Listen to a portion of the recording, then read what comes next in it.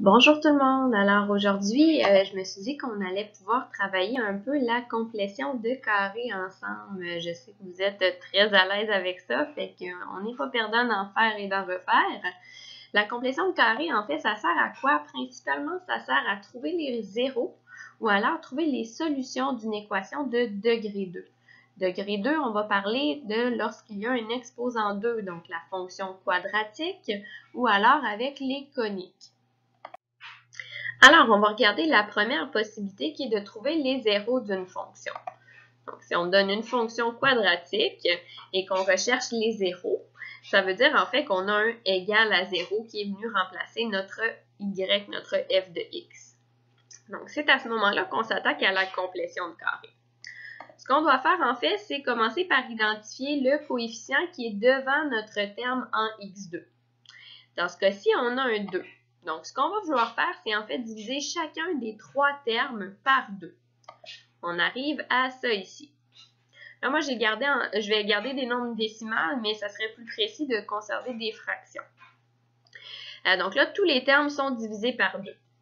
Maintenant, on va s'attaquer à l'intérieur de la parenthèse. Plus précisément, on va commencer par regarder les deux premiers termes à l'intérieur de la parenthèse. Donc ici, on a un x2 et on a un 2.5. Donc là, c'est le moment où on va vouloir faire en fait notre petite parenthèse à la 2. Si on se rappelle bien, dans cette petite parenthèse à la 2 là, vous voyez, je l'ai mis ici, on a le x tout seul sans exposant et le terme qu'on a ici, donc le 1.25, ça provient de où exactement? Ça provient de 2.5 qui s'est fait diviser par 2.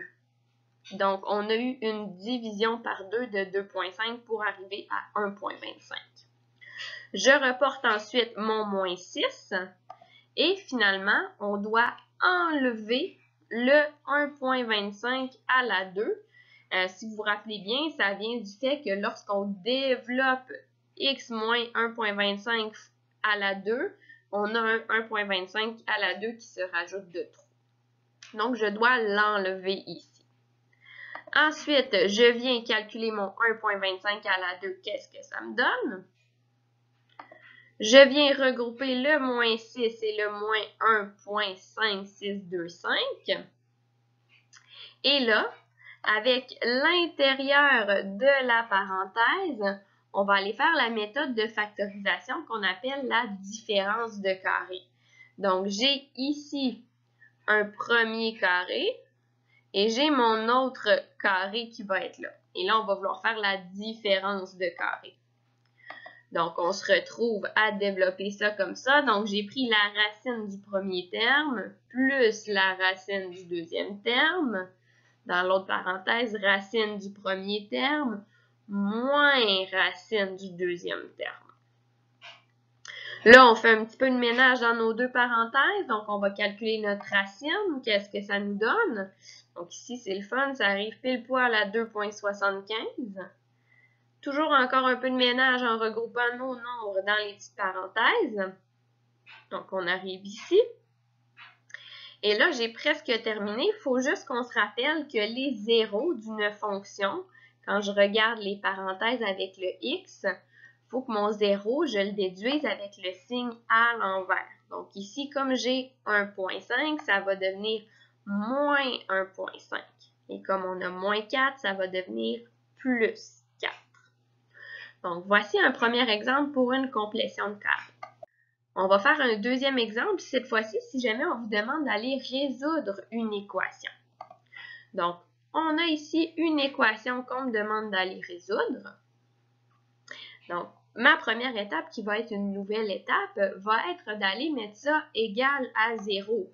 Donc, présentement, j'ai un 92 que je voudrais envoyer de l'autre côté de l'égalité pour avoir égal à 0.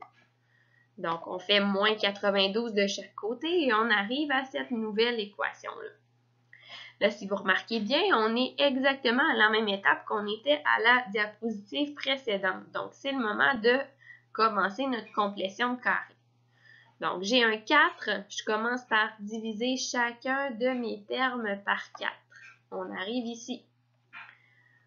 on se concentre sur les deux termes à l'intérieur de la parenthèse et on fait notre complétion. On commence la complétion en fait, donc on a une petite parenthèse avec un X tout seul et le 1 provient d'où?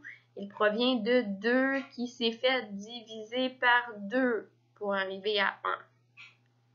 J'ai reporté mon 48 et j'enlève un 1 exposant 2. Donc, on calcule 1 à la 2. On fait un petit peu de ménage, donc moins 48, moins 1, j'arrive à moins 49. Et là, on est à l'intérieur de la parenthèse toujours. On vient faire la méthode de différence de carré. Donc ici, premier carré, ici, deuxième carré. Donc, on se retrouve à calculer la racine du premier et la racine du deuxième. Donc, voici la factorisation. X, en fait, le premier terme plus la racine du deuxième terme. Premier terme plus racine du deuxième. Je fais un peu de ménage, donc je calcule mes racines. Et encore un peu de ménage, on arrive à la forme factorisée ici. On se rappelle toujours que pour trouver les solutions ou trouver les zéros, on doit lire le signe à l'envers. Donc, si j'ai plus 8, ça va devenir moins 8.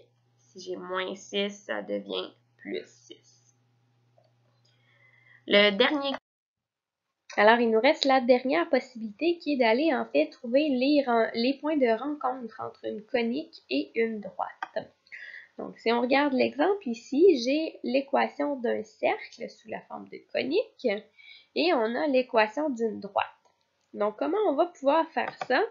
Ce qu'on doit faire, en fait, c'est venir substituer l'équation de la droite dans l'équation du cercle. Qu'est-ce que je veux dire par substituer? En fait, c'est qu'on va aller prendre toute l'équation de la droite au complet et on va aller la mettre à la place du y dans l'équation de la conique. Donc, le y ici va se faire remplacer au complet par le 2x plus 2. Donc, c'est ce qu'on vient faire ici. Là, si vous remarquez, par la suite, la deuxième parenthèse, on est en mesure d'aller faire un petit peu de ménage dedans. Donc, on va venir tout simplement regrouper le plus 2 et le moins 2. Et là, ce qu'il nous reste à faire avant de pouvoir s'attaquer à notre complétion de carré, ça va être d'aller développer les polynômes. Donc, qu'est-ce que je veux dire par développer? Je veux dire, par exemple, que le x moins 4 à la 2, ce qu'on va devoir faire, c'est de calculer x moins 4 fois x moins 4. Donc, on développe ça comme ça là, en distribuant de cette manière-là, comme vous êtes habitué de le faire depuis le secondaire 2-3. Donc, je développe, je fais la même chose avec celui-là en rentrant mon exposant 2 dans la parenthèse et vous devriez arriver à l'expression ici. Ensuite, on fait un peu de ménage, donc on regroupe les termes semblables ensemble. On arrive là.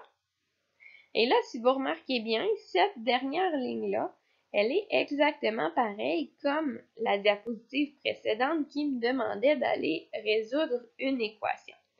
Donc, on applique les mêmes étapes. Je commence par envoyer mon 25 de l'autre côté de l'égalité pour avoir un égal à 0.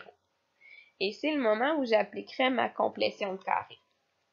Je vais vous laisser tenter de faire celle-là par vous-même pour voir si vous arrivez à bien maîtriser la méthode de complétion de carré.